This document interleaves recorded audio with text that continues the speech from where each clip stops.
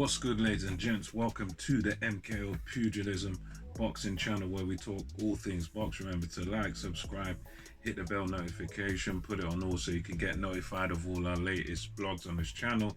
And yeah, without further ado, let's get into it. A couple of days ago now, we had the rematch.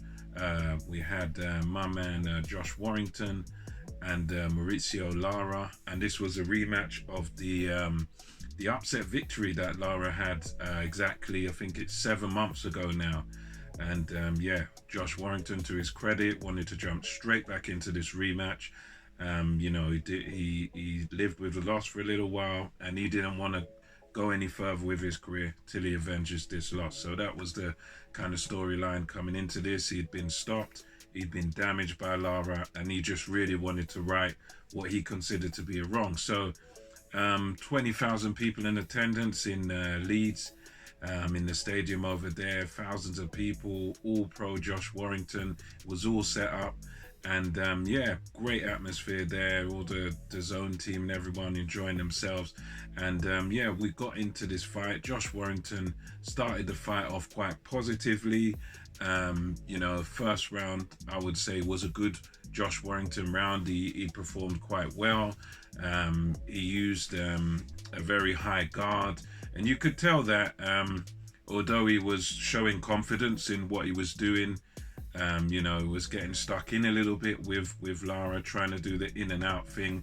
He did get caught a couple of times here and there, but the good thing about Warrington, he just had this very high guard. You know, hands were basically like up here, so he was not just protecting your chin, he was like right up here, making sure even his temple was protected. So he boxed decent. I'd say good first round for Warrington. You could see that Lara was the puncher of the two. You know, he had his little successes here and there, but I felt that for me, Josh Warrington was in the ascendancy in this fight.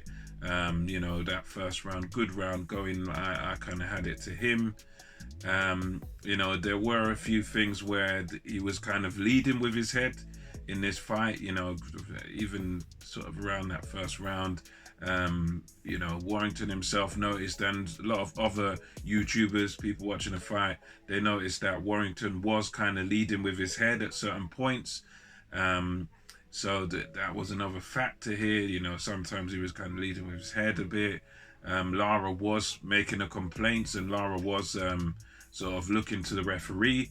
And it's one of those things where, although, okay, even if you're justified in doing that, I did kind of see that as a sign of, as not a good sign, let's just put it that way, because I think as fighters in the ring, you just want to get on with the fighting. I think as a fighter, you want to sort of switch off, even if you feel you're being hard done by or whatever. You just want to have that tunnel vision, focus on the fighting. You don't want to be looking to referees or looking to someone to help you out, or look to the referee to notice something.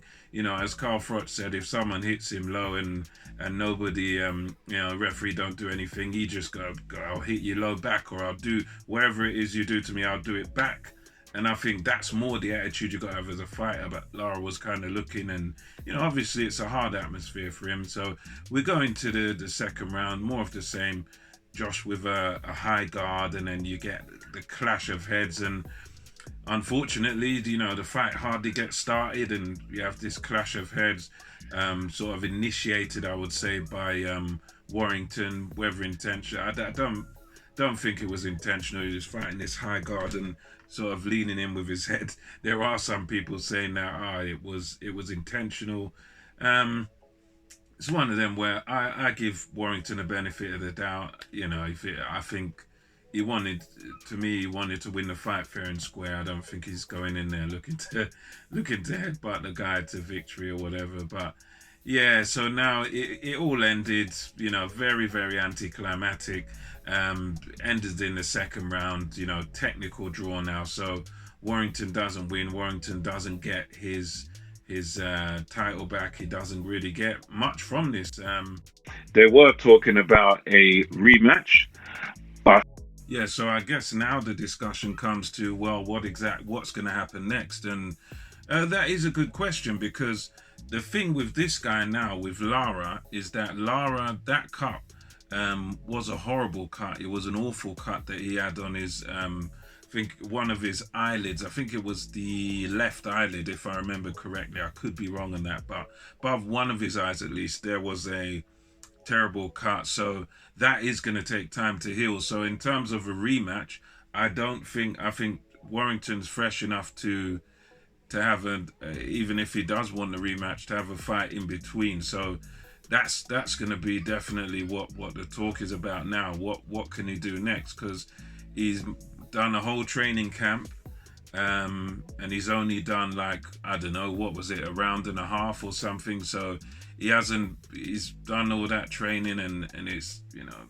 really, it's, I don't want to say wasted, but in a way it is kind of like it's wasted, because he didn't really get the chance to really let it all go and really get to a satisfactory conclusion in terms of this guy here. So yeah, we'll see what happens. Kid Galahad was he was around. He was doing a bit of punditry for the Zone. Obviously, he'll be looking for a rematch with Josh Warrington. I don't know whether that's going to be the next move, but I suppose with Warrington, he's got options. He's got other people he can fight. I think this is one of them where it might do him good, you know, maybe fight someone in the interim. I doubt they'll go for Galahad. I don't think they're really that interested in Kid Galahad, but yeah, they've got to have someone sort of in the interim, because I don't know how long this guy's going to take to recover, and I don't know whether they'll pursue him again. But yeah, we'll see what happens. Let me know what you think about what you saw, the 1.5 rounds that you did see, and also let me know in the comments who you think Josh Warrington should be fighting next. You know, Kid Galahad, maybe someone else, maybe tricky as it may be, maybe a guy like a Gary Russell Jr., who he turned down the $1 million, but I don't think he's fought since that offer. You know, he hasn't fought for ages, so maybe someone like that. But then again, you fight someone like that, dangerous opponent, slick, tidy southpaw. Yeah, probably not everyone's cup of tea, but yeah, let me know what you think about that. And until next time, this is MKO Pugilism, over and out. Catch you on the next one.